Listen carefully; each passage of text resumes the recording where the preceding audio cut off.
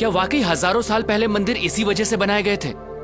आखिर मंदिर बनाने की वजह क्या रही होगी? हमें क्यों आवश्यकता पड़ी होगी मंदिरों की? क्यों हमारे इतिहास में ऐसे ऐसे मंदिर बनाए गए जिन्हें बनाने में दशकों लग गए थे? दोस्तों, डिवाइन पावर को और इंटेंसिफाई रूप में पाने के लिए मंदिर बनाए गए। इसे यूं समझिए, जिस तरह साउंड वेव्स को कैच करने के लिए सेलफोन चाहिए, ठीक उसी तरह डिवाइन पावर को उसकी नेचुरल इंटेंसिटी में कैच करने के लिए चाहिए एक पावरफुल टूल, जो है मंदिर। एक तरह से यूं समझिए, कॉस्मिक कनेक्शन के लिए बनाए गए पावरफुल टूल है मंदिर।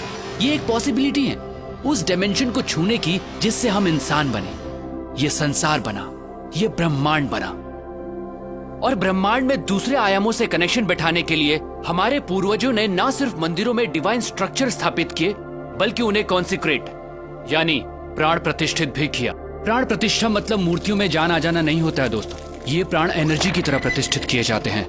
जी हाँ, मूर्तियों को एनर्जाइज किया जाता है, और जब हम उन मूर्तियों के सामने बैठते हैं तो हमें वो एनर्जी महसूस होती है, हमें परेशानी का हल मिलता है, हमारा दुख दूर होता है और हम खुद को भगवान से जोड़ते हैं। ये सिर्फ उन डिवाइन एनर्जीज की वजह से होता है दोस्तों। ये एनर्जी आपका सिस्टम जब कैच करता है तो आपकी एनर्जी बॉडी अलाइंड होती है और आप पॉजिटिव फील करते हैं। जैसे हमें अलग अलग लोगों से पॉजिटिव और नेगेटिव वाइब्स मिलती हैं। देखिए दोस्तों, एनर्जी जो है वो आपके थॉट प्रोसेस से ड्राइव होती है और सामने वाला वही महसूस करता है। ठीक उसी तरह जब हम प्राचीन मंदिरों में जाते हैं तो हमें वहाँ की पॉजिटिव वाइब्स महसूस होती है। अगर आप अपनी एनर्जी के प्रति सेंसिटिव होंगे तो आप ये जरूर महसूस कर पाएंगे। कई मंदिरों की एनर्जी ऐसी होती है कि आप अपने आंसू नहीं रोक पाते, आप इमोशनल हो जाते हैं। हो सकता है आप गिल्ट महसूस करें उस काम के लिए जो आपको गलत लगता है। ऐसी जगह आपको मेल्ट करती हैं, आपको लाइट करती हैं, आपको हल्कापन महसूस कराती हैं। दोस्तों, प्राचीन मंदिर ऐसे एनर्जी सेंटर्स थे जो इंसान की डीप ट्रांसफॉर्मेशन के लिए बनाए गए थे। तभी तो मंदिरों में जाने से पहले नहाया जाता था, ताकि आपकी बॉडी उस एनर्जी के लिए और रिसेप्टिव बने। मंदिर कॉस्मोस के साथ अपना कनेक्शन बैठाने की जगह के तौर पर बने थे, जहां आंख बंद करके ब्रह्मांड के आयामों से जुड़ा जाता था। तभी तो आज भी जब हम मंदिर जाते हैं तो कुछ देर आंख बंद करके जरूर बैठते हैं। आप इस दुनिया में कब आए, कब जाएंगे, क्या खाते हैं, क्या कमाते हैं, इससे कोई फर्क नहीं पड़ता।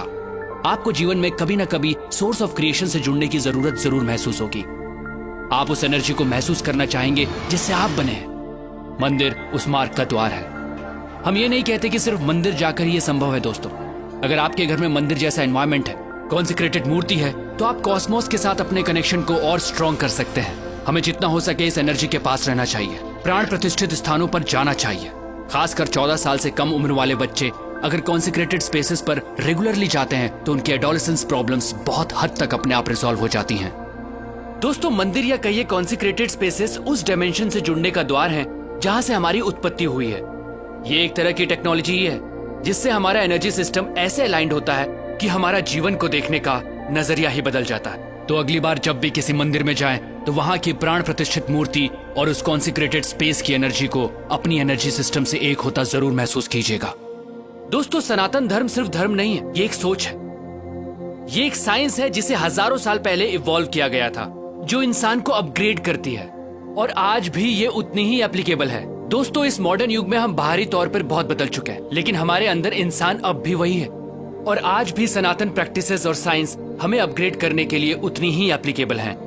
सनातन सोच के माध्यम से मैं ऐसी ही चीजें, ऐसी ही साइंस आप तक पहुंचाता रहूंगा। दोस्तों, अगर आपके दिमाग में भी ऐसी कुछ प्रैक्टिसेस हैं, साइंस हैं, तो आप मुझसे जरूर शेयर कीजिएगा, क्योंकि हमें लगता है इस वक्त वर्तमान में सनातन सोच की आवश्यकता है, क्योंकि यही हमारा भूत है और यही हमारा भविष्य। प्रणाम।